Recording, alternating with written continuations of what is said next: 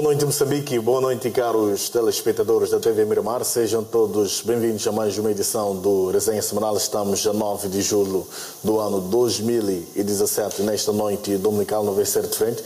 Vamos fazer análise dos principais assuntos que marcaram a semana. Falo concretamente da retirada das posições das Forças de Defesa e Segurança em Gorongosa. Vamos olhar para a reação da Igreja Católica em relação ao relatório da Crowley. Por fim, faremos análise da condenação dos envolvidos no roubo no comando do Exército. E para tal conto com a presença dos panelistas da casa. Falo concretamente do Sr. António Muxanga. Contamos ainda nesta noite com o Sr. Silvério Ronguani. Está também presente o Sr.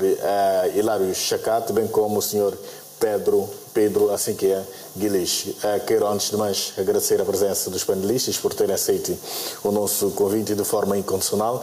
E antes de avançarmos para os temas, queria saber do estado de saúde de cada um dos colegas e como é que foi a semana laboral, de uma forma muito breve, para entrarmos logo para os temas desta noite. Começando mesmo o Sr. Silvério Ronguani. Boa noite, Dr. Silvério. Como é que está de saúde e a semana de trabalho, como é que foi? Boa noite, Macamo. Boa noite, telespectadores. Dizer que a minha semana de trabalho correu muito bem e de saúde também estou muito bem, obrigado.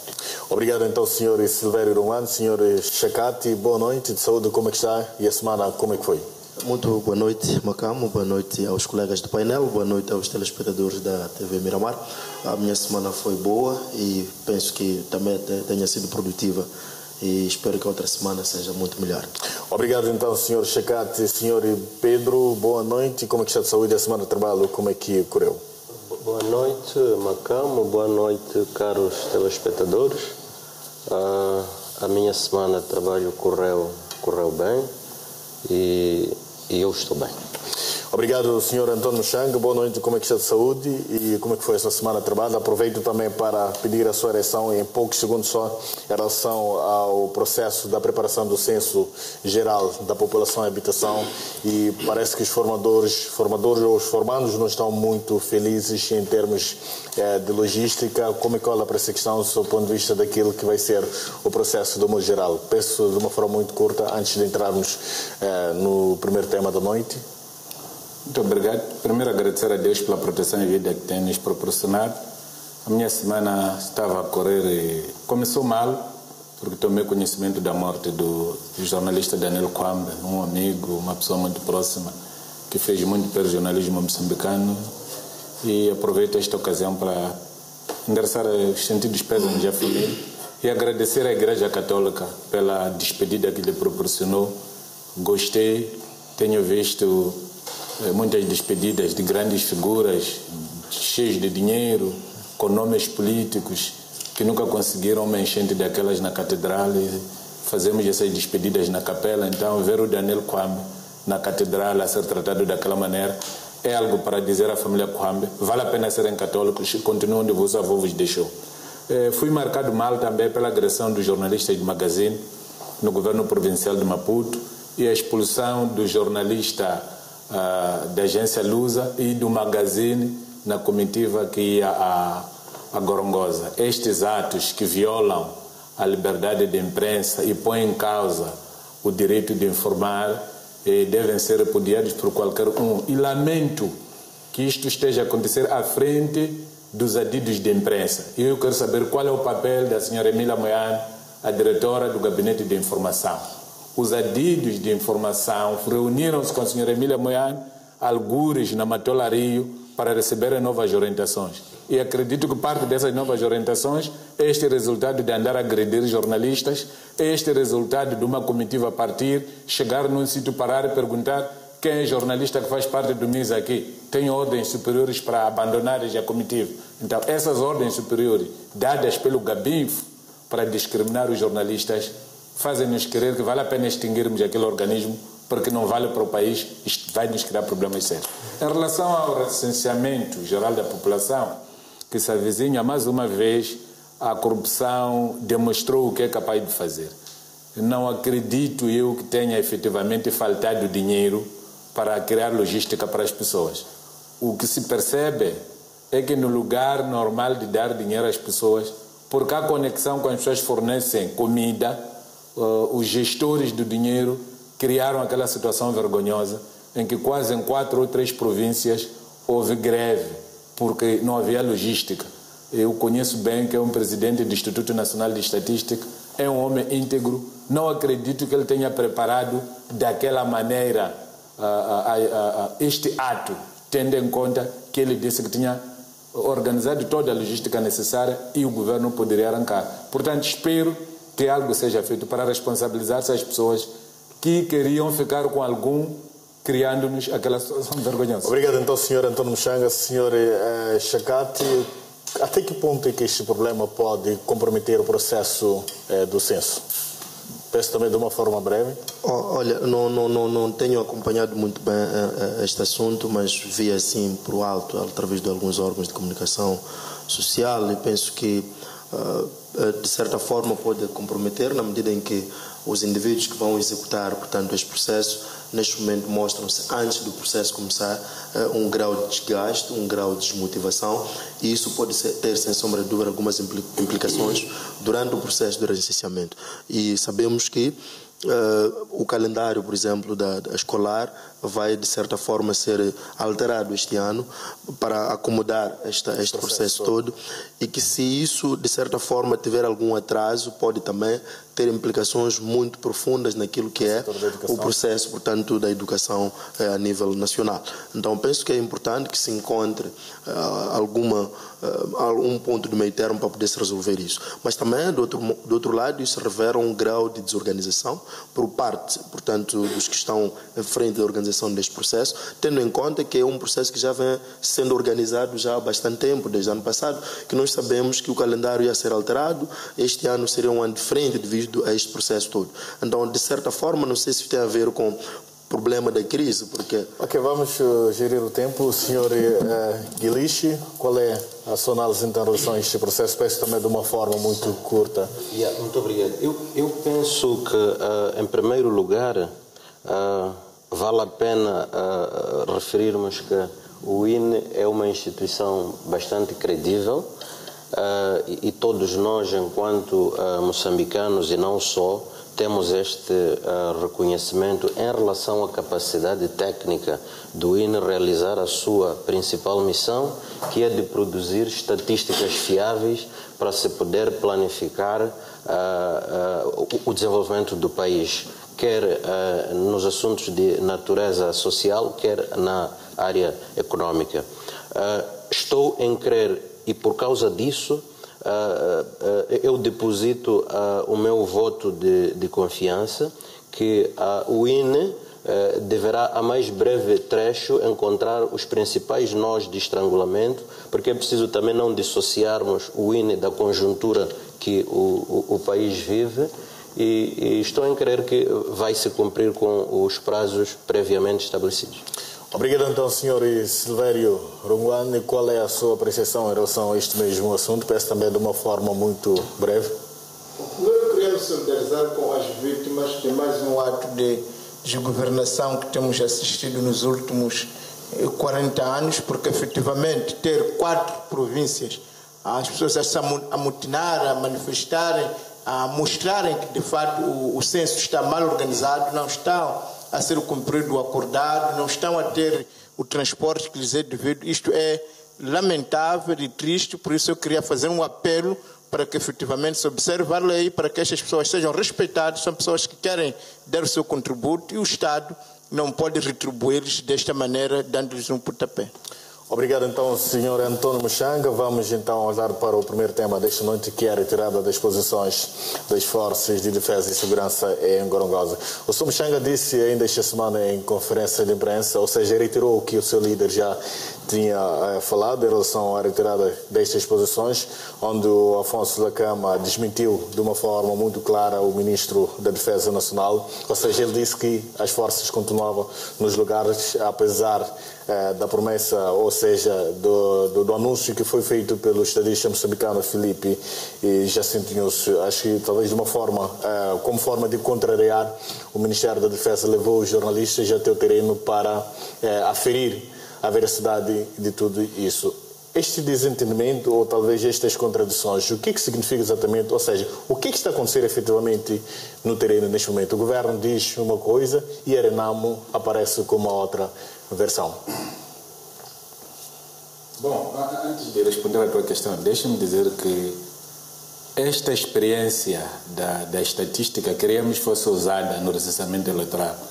Lamentavelmente, a Comissão Nacional de Eleições e Justiça não querem fazer o recenseamento geral no próximo ano, querem deixar para 2018. Espero que não façam a mesma coisa, porque se aquelas pessoas que foram recrutadas abandonarem e não irem às salas, vamos ter problemas muito sérios, porque as pessoas não vão ser formadas em tempo útil para poderem produzir o que se pretende. Em relação à questão que me colocas, bom, a verdade ficou não é clara. As imagens que a televisão Miramar, a STV, a RTP nos já mostraram são elucidativas da verdade que anda no terreno. O que eu disse, até porque eles foram apenas 5 posições, deviam ter ido aos 8, mas porque a vergonha começava a ganhar espaço, regressaram, só visitaram 5 lugares. Visitaram 2 lugares no primeiro dia, deveriam ter visitado, tendo em conta que são 8, os outros 6 lugares no segundo dia, mas só foram a 3, nem ao 6º chegaram. E foi interessante que os próprios representantes nossos no local divergiram na sua abordagem. E foi interessante que o comandante que está na zona disse claramente o que estava a acontecer. Começou a falar de quartéis, de posições militares. O que se sabe, em Gorongosa não há quartel. Em Gorongosa há posições militares que foram montadas a partir de 2012. Aliás, 2012 e 2013. Portanto, todas aquelas posições foram montadas durante o conflito. Neste momento, qual é o cenário real? O cenário real é aquilo que as televisões transmitiram ontem. Não há retirada. Os discursos são aqueles. Há um esforço de tentar desmentir o que é óbvio. Esperamos que os 2 dirigentes se contactem e encontrem uma solução clara para garantir que, pelo menos, aqueles homens que estão na supervisão tenham a mesma linguagem e transmitam-nos confiança de que, efetivamente, o que está acordado está a acontecer. Mesmo só para terminar com o senhor, o que isso significa, assumindo que esta ordem vem do chefe de Estado? Bom, a ser verdade o que a Renamo diz, olhando também para aquilo que foi noticiado, o que isso significa? Só o próprio chefe do Estado é que sabe o que falou com o presidente da Câmara. Só o chefe do Estado é que sabe o que orientou as Forças Armadas. Só o chefe do Estado é que sabe quem tem a responsabilidade de retirar as pessoas e por que não está a retirar as pessoas. Portanto, eu não devo comentar nada sobre isso. O que eu espero, sinceramente, é que os 2 dirigentes voltem-se a contactar o mais rápido possível e dê-nos uma lufada de ar em relação aos compromissos que têm assumido. A continuar assim, o que pode-se esperar, então? Alguma ação a Renamo poderá tomar em volta de tudo isto? Eu penso que o mais importante não é a Renamo tomar uma ação. O país já estava a começar a ganhar pernas, muitas pessoas estavam a ganhar confiança, mas aquele teatro de ontem demonstrou claramente que este não é o país que se deve confiar. E, logicamente, no país que não se deve confiar, não se pode investir. E no país que não se pode investir, não pode haver desenvolvimento. Onde não há desenvolvimento, há sofrimento. Acreditamos nós num bom consenso em relação a tudo isto. A Renamo já comprometeu-se por várias vezes com a paz e a paz é tudo isso que nós queremos. Através do diálogo poderá-se encontrar uma melhor saída em relação a este mesmo assunto. Sr. Chacate, qual é a sua leitura em relação a tudo isto? A Renamo diz uma coisa, o governo tem uma outra posição em relação a este mesmo assunto. Ouviu-se o Machanga agora a dizer que ainda continuam as posições no terreno, apesar da ordem que foi dada pelo Presidente da República. Estamos em sede de uma insubordinação, a ser verdade que em todos os pontos onde era suposto retirar as posições ainda estão lá os militares? Bom, primeiro permita-me dizer que a expectativa que nós temos como moçambicanos, como cidadãos, é uma expectativa muito positiva, tendo em conta os passos que até aqui foram dados, e entende-se que já deu-se passos muito significativos que nos levaram nos últimos tempos a acreditar que estamos a caminhar com passos muito firmes rumo à paz. O Presidente da República fala de uma paz efetiva. Então eu penso que esses passos todos foram dados, e aquilo que também é a pressão de várias forças vivas da sociedade nos levam a acreditar que não temos outra volta a não ser caminhar rumo, portanto, a esta paz efetiva. Agora, em relação à questão que me coloca, que é questionar se existe aqui uma insubordinação por parte do Ministério da Defesa, quero acreditar que não, por várias razões. Primeiro é que o chefe do Estado é o comandante em chefe das Forças Armadas de Defesa Nacional, é o alto magistrado desta nação, e quando ele dá orientações, essas orientações devem ser cumpridas. E digo mais, o chefe do Estado tem o poder de delegar, e que ele pode avocar a si, caso sinta, ou chamar a si este poder, caso sinta que aquele indivíduo a quem delegou este poder não está a cumprir com aquilo que são as suas orientações. Então, neste momento, eu não estou a vislumbrar a possibilidade do Ministro da Defesa, ou seja, o Ministério da Defesa toda, estar, portanto, a não aceitar aquilo que são as ordens do comandante em chefe das Forças Armadas. Deve existir alguma lógica que na nossa falta de dados mais realísticos, que não estamos aqui a perceber qual é a lógica, portanto, do Presidente da República, assim como do seu Ministro, que provavelmente num futuro muito próximo poderemos perceber qual é essa lógica. E outro elemento que eu penso que é importante trazer é que existe uma contradição entre as partes. E isso é típico dos cenários de conflitos, que tu não percebes que na verdade está a falar a verdade. Se é a Renamo que está a falar a verdade quando diz que essas posições não foram retiradas, mas transferidos de um ponto para outro, foram transferidos para outros locais, ou é, portanto, o governo que leva inclusive alguns jornalistas para tentar provar no terreno que nós já retiramos essas posições. Então, aí ficas sem perceber quem, na verdade, tem a verdade. Então, eu penso que estamos em sede de uma contradição de informações, e que, como nós não temos capacidades, não temos dados realísticos, não temos como ir ao mato, não é, aferir essa realidade, acabamos ficando no dito e não dito. E isso é típico também de cenários de conflitos ou de guerrilhas, onde cada um aparece com um discurso para poder sair melhor na foto, dizendo que quem está a criar problemas é o governo, que está, portanto, a matar, que está a perseguir. A Renamo aparece a dizer, em alguns casos que nós já presenciamos aqui, a dizer que, olha, o governo é que está a matar pessoas, é que está, portanto, a perseguir os seus homens.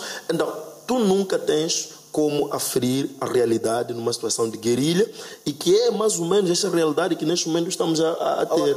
Perante este cenário todo, o que pode se perspectivar então? Temos a Renamo como versão, o governo como forma de dar resposta à reclamação da Renamo, convidou a comunicação social por terreno para provar que eles, ou que o governo está correto.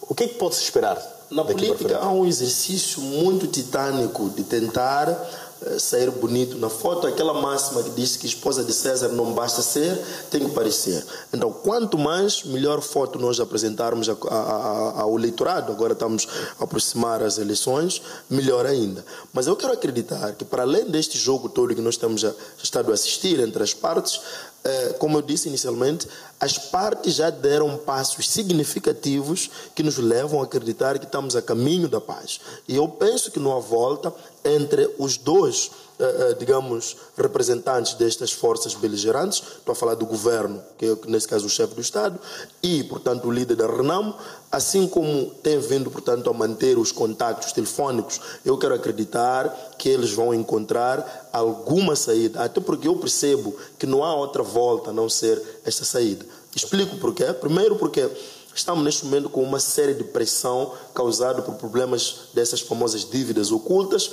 Há uma pressão muito grande a nível nacional, há uma pressão muito grande a nível, portanto, da comunidade internacional, por um lado. Por outro lado, nós estamos a caminhar para eleições em 2018. E neste momento é preciso que haja paz para que essas eleições ocorram num ambiente de paz. Então, olhando para esses dados todos, eu percebo que não temos outra saída a não ser avançar para uma paz efetiva.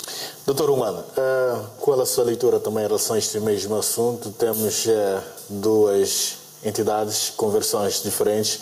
A Renamo tem uma posição em relação a essa mesma questão, que é retirada das posições em Gorongosa. O governo também deu a sua versão e acabou levando a comunicação social para o terreno para aferir a veracidade dos fatos. Como é que olha a partir disto?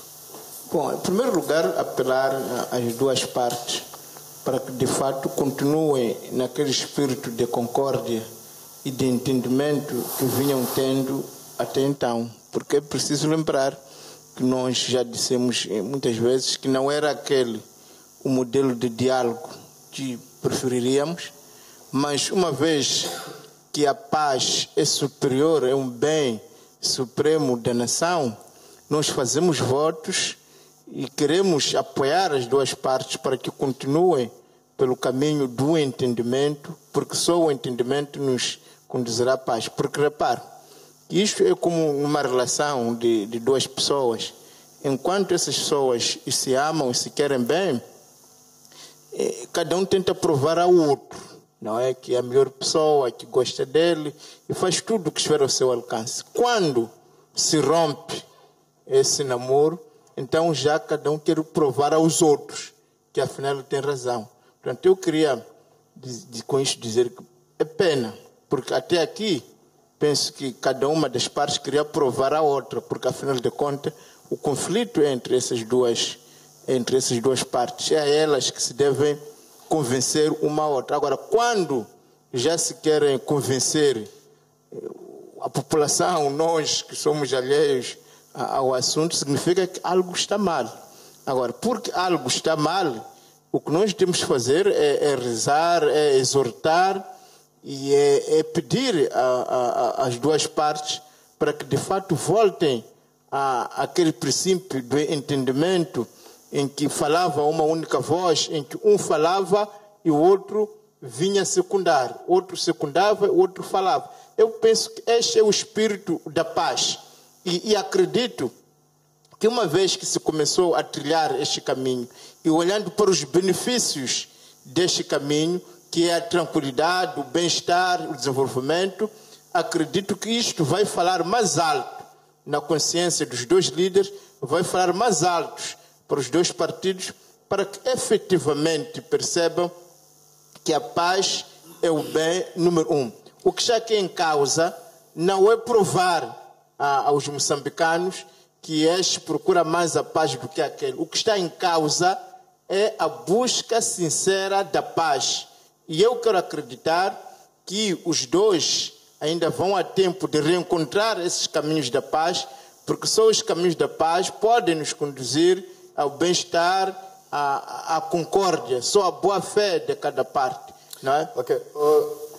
Lembro-me que o Ministro da Defesa disse à comunicação social que o processo de retirada das forças de defesa e segurança teria iniciado a 23, salvo erro, do mês de junho e que só estava-se à espera que o Presidente da República fizesse anúncio e que até dia 26 as 8 posições que estavam em falta iriam ser retiradas. E temos a Renamo a desmentir toda essa informação e o governo acabou levando a comunicação social para o terreno.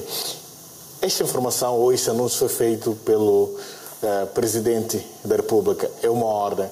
A ser verdade o que a Renamo diz, estamos em sede de uma insubordinação, conforme questionei os outros colegas, ou em que cenário pode-se esperar então daqui para frente?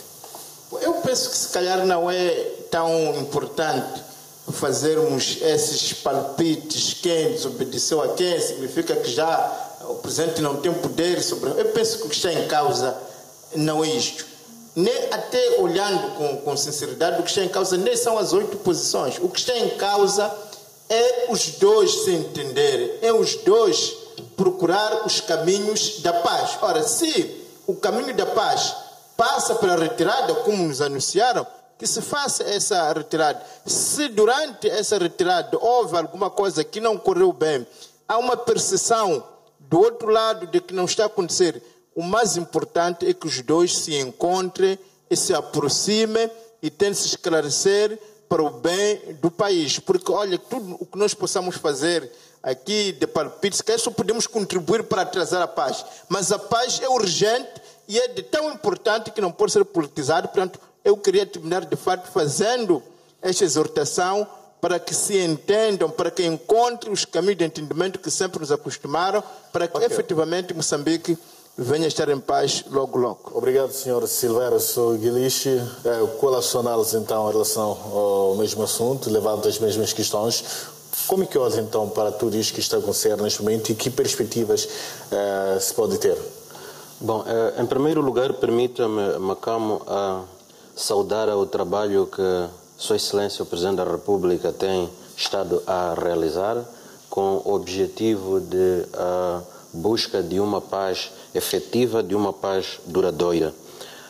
E saudar também pelo trabalho que tem estado a realizar de governação aberta e inclusiva, o que faz com que o seu trabalho político esteja na base e que as soluções para os problemas das comunidades sejam encontradas juntamente com essas mesmas comunidades. Há uma relação aqui de governante e governado que se percebe que está cada vez mais coeso, cada vez mais denso.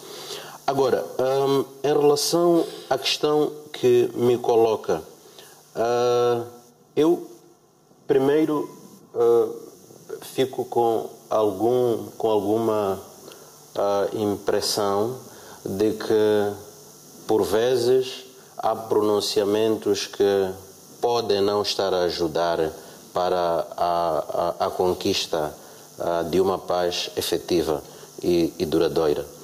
Conforme sabemos todos nós, é responsabilidade do Estado garantir a segurança da unidade territorial e da soberania. Não vejo formas de se colocar o problema de existência de forças de defesa e segurança em alguns pontos, quer do distrito de Gorongosa ou de qualquer outro distrito. O que entendo, pelo que apurei, é que esteve lá de facto uma equipa constituída por vários representantes de organizações de comunicação social, inclusivamente a Miramar esteve lá.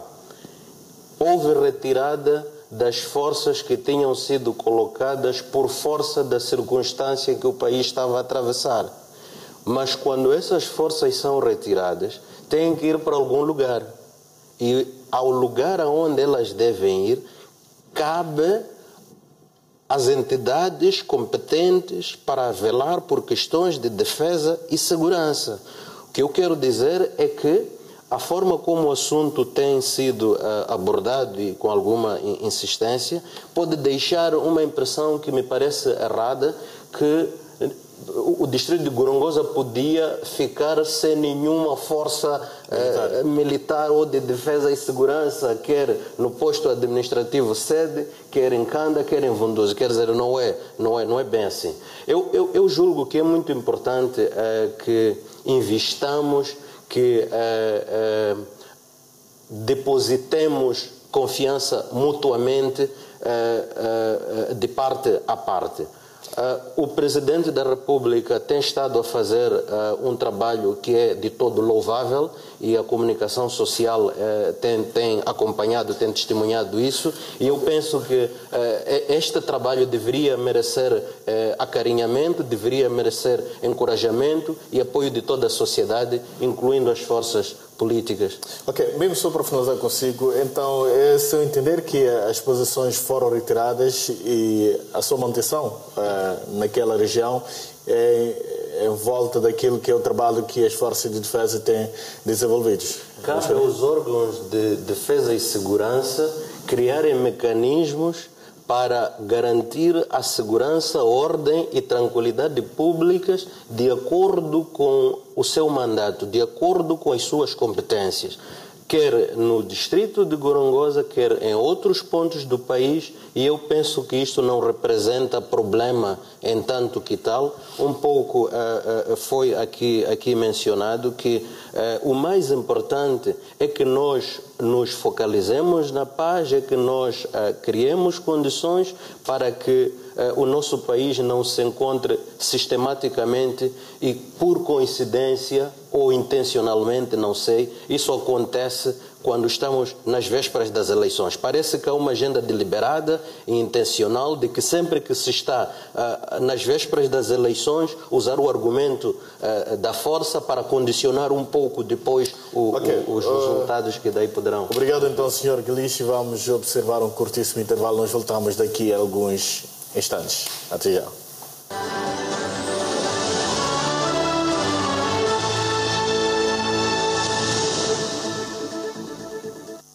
Atenção, atenção, Moçambique, não perca amanhã, precisamente às 12 horas. O melhor da informação passa sempre aqui no Balanço Geral. Até lá.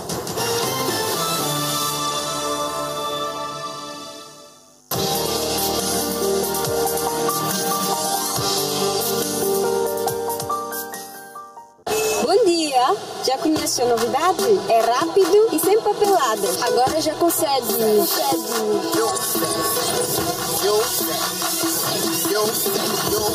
Descontos para cartão, descontos para recarga, poupança já, a partir do Medical.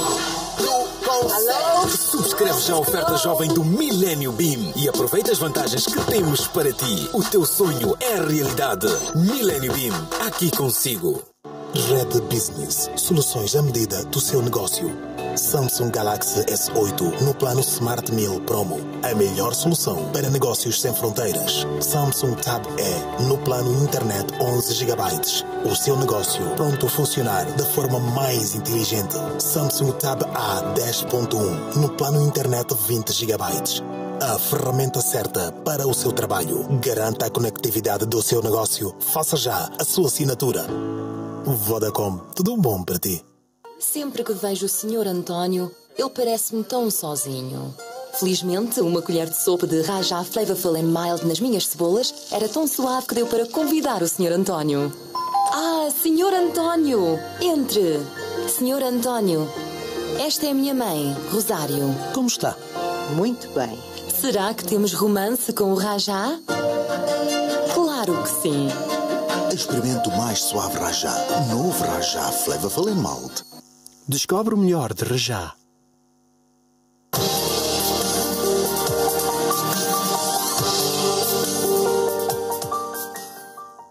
O exército hebreu é muito superior ao nosso. Nossa chance de vencer a batalha é mínima.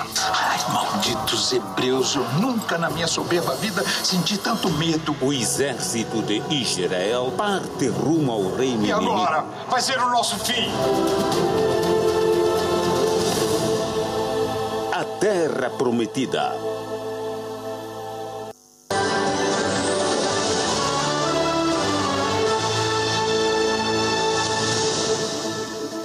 Boa noite uma vez mais, estamos de volta para a segunda parte do Resenha Semanal. Vamos agora olhar para a reação da Igreja Católica em relação ao relatório da CROL. A Igreja Católica emitiu um comunicado de imprensa esta semana onde dizia que exige a responsabilização dos que contraíram diretamente a dívida, assim como das pessoas e instituições que não responderam à solicitação de informação da CROL. E lê-se ainda neste comunicado, e passo a citar, não podemos permitir que o povo moçambicano seja imputada a responsabilidade de pagar com a miséria, sangue e morte as dívidas contraídas em seu nome de forma ilegal e inconstitucional. Queria começar mesmo pelo senhor Antônio Muxanga, Sr. Muxanga. O que significa esta mensagem vinda da Comissão Episcopal? Muito obrigado. Antes de responder à tua questão, deixe-me lamentar e recordar aos colegas que é muito importante que respeitemos quem inventou a câmara televisiva, porque tem nos dado imagem física, voz, os fatos, os relevos dos intervenientes. foi muito bom que o ministro levou à televisão, porque se fosse imprensa escrita e rádio, toda a informação estava manipulada. Porque apesar do que as pessoas viram ontem e hoje de manhã, ainda aqui tentam tapar o sol com a peneira. É muito mau. Portanto, quero saudar as televisões porque trouxeram a verdade. Quando saíram, iam visitar 8 sítios. Não foram 8 sítios, foram a 5. Por quê? Não está esclarecido isso. O próprio comandante, o coronel Bedford, disse de caras, alguns sítios que o presidente arrolou, 3 dos sítios, ele disse aí, não vamos sair. Então, por que o presidente anunciou que as forças iam sair desse sítio? Na Praça da Independência, na Praça dos Heróis? O que aconteceu para o presidente falar de sítios onde as forças dizem que não podem sair porque aqui é esquadra, porque aqui é sei lá o que é isso? Então, vamos respeitar um pouco o trabalho que os jornalistas fazem, porque não há melhor coisa do que aquilo que a televisão nos mostrou ontem. Não há saída. As pessoas saíram de um sítio para o outro. O que se combinou foi que as pessoas deviam regressar para os locais de proveniência. Ninguém saiu de Mangueiras para uma posição. As pessoas saíram dos quartéis. Também é preciso que fique claro, para o povo não há diferença entre posição militar e quartel. É como falar de posto policial e esquadra, ou falar de esquadra e comando distrital de polícia. O que as pessoas querem é um local onde colocam as suas questões e as instruções de processos criminais, que esses processos chegam ao tribunal, onde há uma força que faz alguma... Portanto, é um discurso, tentarmos filosofar, não ajuda muito. Por isso, este país, enquanto tiver muitas pessoas que gostam de filosofar, não adira a nenhum sítio, porque não podemos desmentir uma realidade nua e crua. Agora, indo concretamente à sua questão, quero saudar a Igreja Católica, sobretudo, é uma igreja secular, é uma igreja organizada, é uma igreja que está atenta ao sofrimento do povo, porque a maior parte dos seus representantes, sobretudo os padres, estão a fazer tudo por tudo com as comunidades, vivem a realidade do povo, e foi interessante que eles tivessem se posicionado, porque efetivamente eles próprios são vítimas desta hecatombe que as dívidas nos criaram. Também queria aproveitar a ocasião para saudar o grupo da sociedade civil que meteu a petição no Conselho Constitucional. Nós, como bancada parlamentar da RNAM, não metemos a petição na altura, porque não tínhamos o número suficiente de deputados. É preciso recordar que a petição que foi remetida agora diz respeito aos 850 milhões de dólares da Ematum, onde se tirou 500 e foram considerados questões de soberania para o comprou-se armas, que agora se prova que não compraram nenhuma arma, porque quem devia ter vendido as armas diz que ele não vende armas. E quem devia ter recebido as armas diz que não recebeu as armas. Portanto, aqui está claro que os 850 milhões precisam de serem desmistificados. Mas ainda falta a outra parte, que é esta parte da MAME e da Proíndicos. Esta parte da MAME e da Proíndicos, esperamos a publicação da resolução pela Assembleia da República da conta geral, da autorização que o Grupo Parlamentar da FLIM fez para autorizar a inclusão na conta geral. Também esperamos o relatório definitivo, porque entre nós não há consenso se o resumo pode ter um valor jurídico, mas esperamos que o relatório concreto que vai ser depositado seja publicado o mais urgente possível. O mais urgente possível, será entregue à Procuradoria. Esse terá valor jurídico para nós podermos demandar e estamos preparados para fazer isso. Obrigado, Sr. Muchanga. Sr. Chakati, como é que olha então para essa questão, este posicionamento da Igreja Católica? Estamos a falar de uma mensagem muito forte que foi deixada pela Igreja Católica. Eu tive acesso ao documento e por acaso li atentamente o documento e percebo que, primeiro é preciso dizer que a Igreja Católica é um ator extremamente relevante naquilo que é a dinâmica política moçambicana, a construção do Estado moçambicano, e que não podia ficar alheio a um problema tão grave como este, um rombo financeiro considerado como um dos maiores a nível da África. E é preciso perceber que a Igreja Católica, alguns dos atores políticos são membros da Igreja Católica, por isso que ela aparece tendo em conta aquilo que é o seu papel na sociedade moçambicana, tendo em conta a sua participação no processo, como eu disse anteriormente, de construção do Estado moçambicano, daí que aparece, portanto, apelar, juntando-se, portanto, a várias forças da sociedade viva que têm estado a apelar para que, de facto, sejam tomadas medidas enérgicas por parte das entidades indicadas. Estamos a referir, ou refiro-me, portanto, à Procuradoria-Geral da República, que é preciso responsabilizar, de facto, os indivíduos que estiveram por detrás deste grande rombo.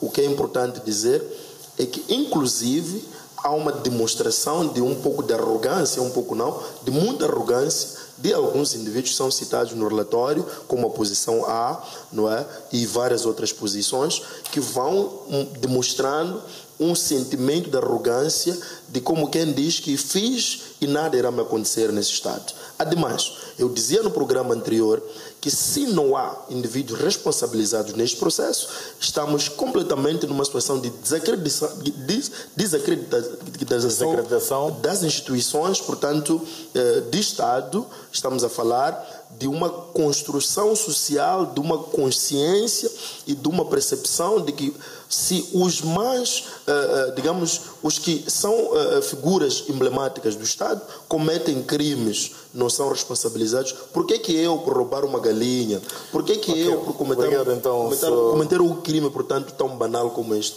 vou ser, portanto, preso ou julgado? Então, penso que há uma construção que deve ser desconstruída ao responsabilizar esses indivíduos. Obrigado, então, Sr. Checate. Senhor Pedro, qual é a sua leitura em relação a este mesmo assunto?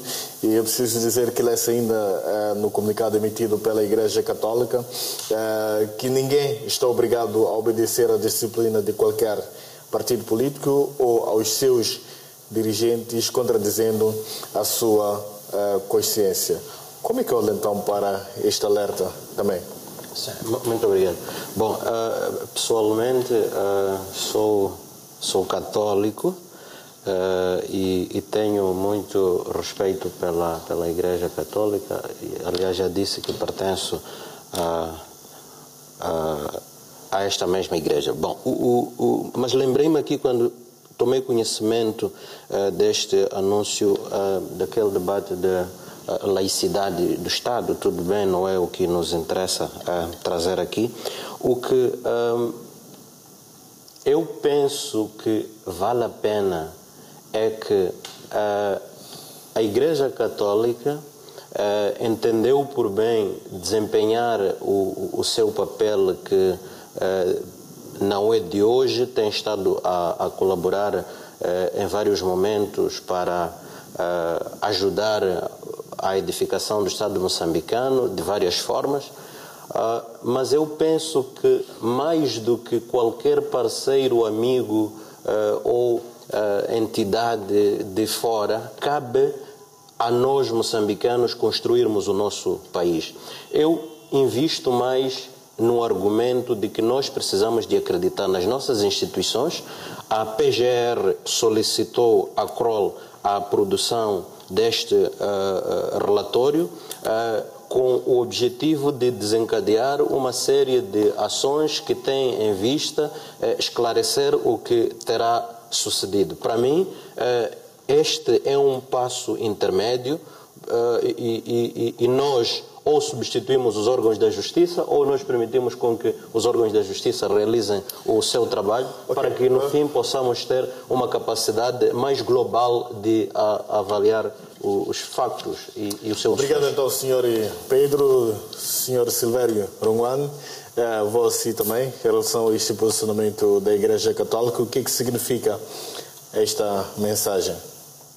Bom, eu preciso ressaltar que a Igreja Católica é perita em humanidade, é uma voz muito respeitada em Moçambique, é uma voz conhecida pela sua imparcialidade. Ora, quando esta voz vem dizer claramente que pedimos que o órgão competente para tal declare inconstitucional, portanto, a inclusão dessas dívidas contraídas em 2013, isso é fundamental, e diz mais, é preciso que a PGR responsabilize as pessoas e as instituições que não favoreceram o trabalho da auditoria, e ainda acrescenta é preciso que responsabilize aqueles que diretamente contraíram estas dívidas. Portanto, parece que a Igreja Católica, neste sentido, coincide com aquilo que nós temos dito, coincide com aquilo que é o desejo de todos os moçambicanos de boa vontade, que efetivamente essas dívidas são ilegais,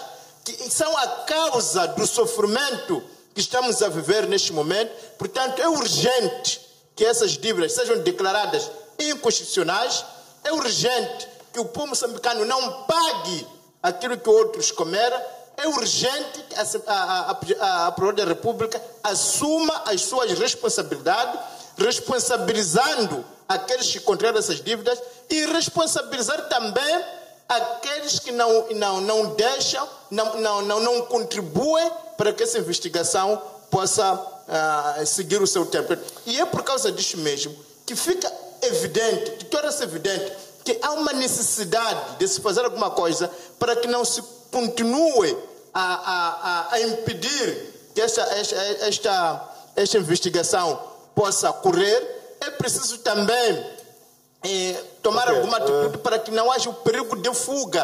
Nós estamos a falar de pessoas que defraudaram o Estado em milhões e milhões de dólares, cuja responsabilização é muito grave. Silvério Runguano, vamos então observar mais um curtíssimo intervalo. Nós voltamos daqui a pouco. Até já.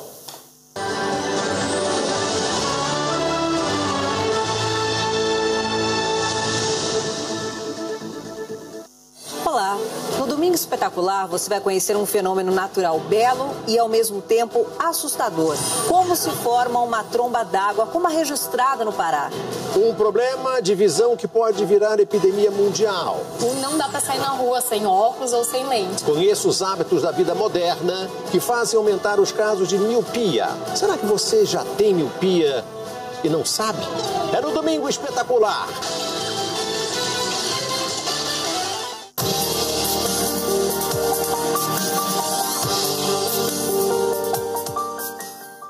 A Luísa fez uma mola dos bolinhos que vendeu e o Mitó disse-lhe para depositar no agente M-Pesa porque é muito mais seguro. Mas a Luísa, como é desconfiada, insistia que preferia guardar tudo na sua lata porque são as suas economias. Mas o Mitó disse-lhe: é aqui, pode depositar. Aqui? Sim. Viu, mamãe? Se ele me cobrar dinheiro para depositar. E não só, se o dinheiro não aparecer na minha conta M-Pesa. Luísa, para depositar dinheiro no agente M-Pesa é de borla, não se cobra nada. Olha, e quando tu depositas dinheiro na tua conta M-Pesa, recebes uma mensagem de confirmação com o valor depositado. É por isso que o teu dinheiro só fica seguro na tua conta M-Pesa e não nesta latinha aqui. Mas o Mitó disse-lhe: confia, Luísa. Depositar este dinheiro. A Luísa confiou, depositou a mola e recebeu a mensagem e já está. Deposita o teu dinheiro no agente M-Pesa de borla. Verifica sempre que recebeste o SMS de confirmação de depósito. Faz como a Luísa. Confia no M-Pesa. M-Pesa facilita a tua vida.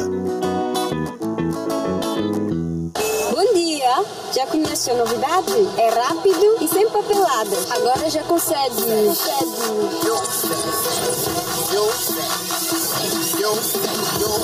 Descontos para cartão, descontos para recarga, poupança já, a partir de como metical. Alô? Subscreve já a oferta jovem do Millennium Beam e aproveita as vantagens que temos para ti. O teu sonho é realidade. Millennium Beam, aqui consigo.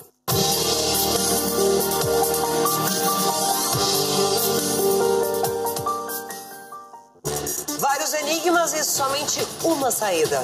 Nós somos desafiadas por Sérgio Maroni a escapar de uma cela em apenas 1 hora. Meu povo, será que a gente vai conseguir escapar desse desafio? Descubra aqui no Hoje em Dia.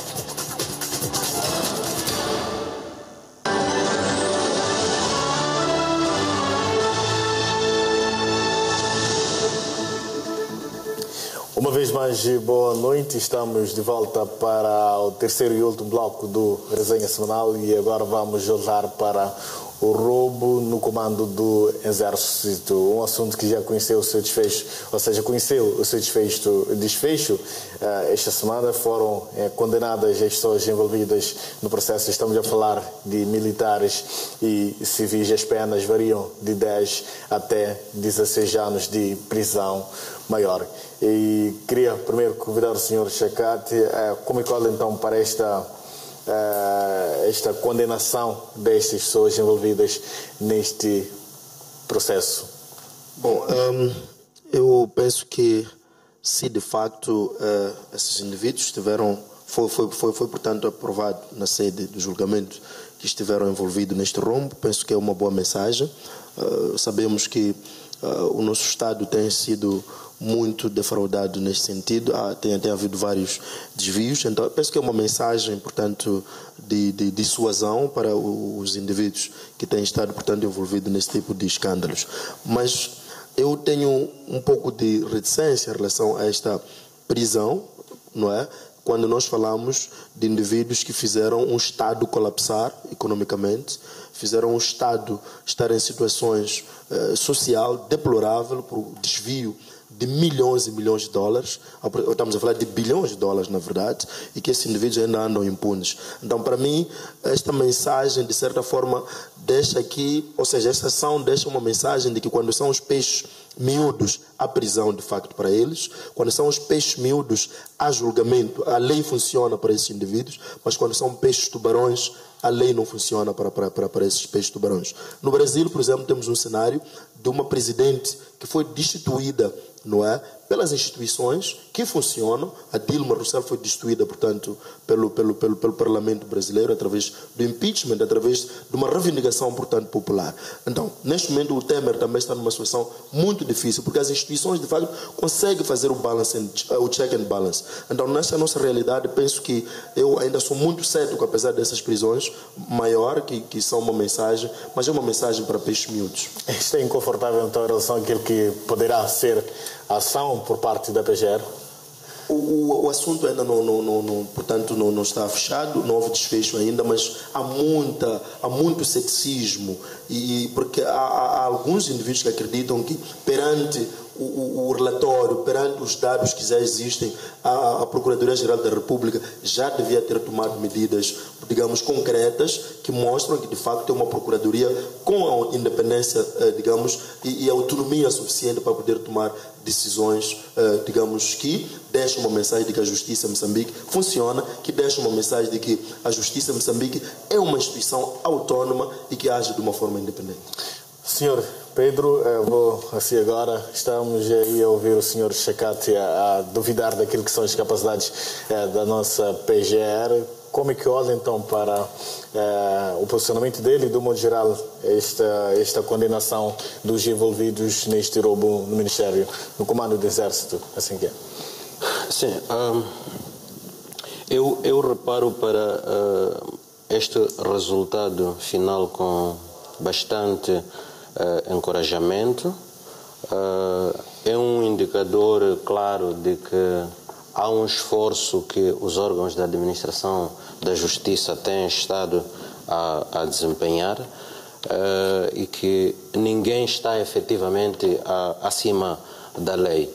Portanto, ainda assim, entendo que há toda uma necessidade de se continuar a aprimorar, a aperfeiçoar mecanismos de transparência e de fiscalização de fundos públicos, para que tenhamos um serviço da administração pública como um todo que nos orgulhe como Estado, como um povo ao nível interno, e a sua credibilidade seja internacionalmente projetada. O Sr. Chekati diz aqui que sou peixe miúdo, que é julgado e condenado, e os tubarões, segundo aquilo que ele falou, quase que não se faz nada em relação a eles. Ou seja, ele está com certas dúvidas no que diz respeito ao funcionamento da administração da justiça moçambicana. Que comentário é que faz? Bom, tal como disse, eu reparo para este resultado com otimismo. É uma opinião dele que tem que ser respeitada. Ok, obrigado então, Sr. Antônio Muxanga. Como é que olha então para esta condenação das pessoas envolvidas? Estamos a falar de penas que variam de 10 a 16 anos de prisão maiores, tanto para os civis, bem como para os militares. Bom, lamento que as senhoras tenham apanhado penas daquele nível, mas recordo-me de uma máxima que Chidimungu tem, costuma dizer ao Galeline Bacela. Então apanharam a Bacela lá um guavavá. E comeram dinheiro, contentaram-se e agora vão pagar. É lamentável porque são mães de filhos e acredito que aquele dinheiro era comido de qualquer maneira, nem nada de recordação terão, as crianças ficarão aí.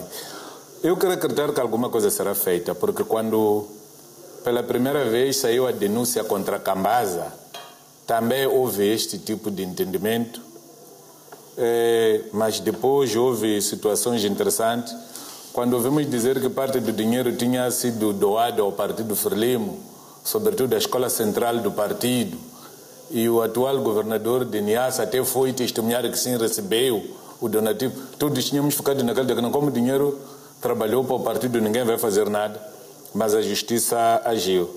Também quando houve a história do Dr. Manhenge, porque era a segurança do Estado, era sei lá que estávamos convencidos que o presidente Chissano iria dar a máxima. Aliás, até algumas pessoas disseram que ele disse que ele ia testemunhar, mas o Manhenge acabou destruído, porque durante o tempo que ele ficou na cadeia, muita coisa da vida dele, ele próprio como pessoa sentiu a sua imagem beliscada. Agora estamos a ver o nosso amigo Abdurrahman. Eu já tive uma ocasião de partilhar um momento com ele, agora cá este barulho, e ele estava muito à vontade, mas os últimos dias parece que ele já está a acusar algum desgaste, já está a ver que as coisas são mais sérias do que aquilo que ele pensava. Os exemplos são muitos. Portanto, quero acreditar que a Procuradoria para melhorar ou salvar a imagem do convento terá que fazer alguma coisa. E efetivamente, se não fizer nenhuma coisa, acho que aquela senhora ou será exonerada, ou ela própria vai abandonar a Procuradoria, ou todos os procuradores gerais adjuntos serão afastados, à semelhança daquilo que aconteceu no processo do BCM. Okay, e se isso não acontecer, se isso não acontecer, até eles deviam ser presos por estarem a obstruir a justiça, os próprios procuradores. Vamos ganhar tempo. Senhor Silvério Ronguani, qual é a sua leitura então em relação a este assunto? Bom, quando há um escândalo e um rombo financeiro de milhões de dinheiro, significa que custa-nos congratular a justiça quando funciona em casos pequenos, porque toda a nossa energia, nós estamos expectantes, e aqueles que defraudaram, e aqueles que nos prejudicaram, e aqueles que estão nos fazer viver como nós vivemos, e aqueles que retiraram todo o respeito que o nosso país tinha, e aqueles que nos prejudicaram de gerações em gerações. Portanto, o que eu queria dizer é que efetivamente foi feita a justiça de acordo com aquilo que vimos, mas ficaríamos ainda muito mais, portanto, com muito mais fé, com muito mais, portanto, acuidado, se nós víssemos que a mesma diligência que é feita quando são casos pequenos como este, é feita também naqueles casos grandes.